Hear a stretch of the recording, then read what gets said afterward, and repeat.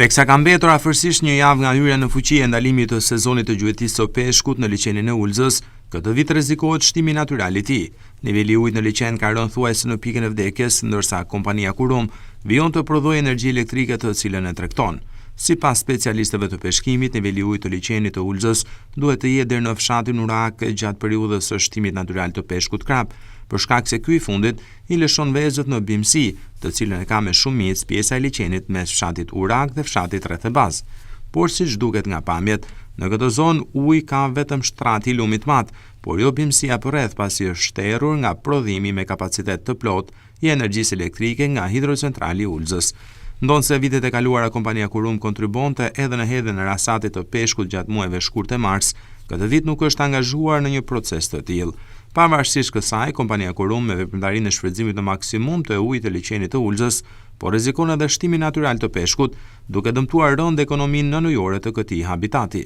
Peshkatarët që frekuentojnë liçenin e Ulzës kërkojnë që kompania të përmbahet marrëveshjes që është bërë me të që në momentin e privatizimit, ku duhet të ruaj kuotën maksimale gjatë periudhës së mbarshtimit natyral të peshkut krap.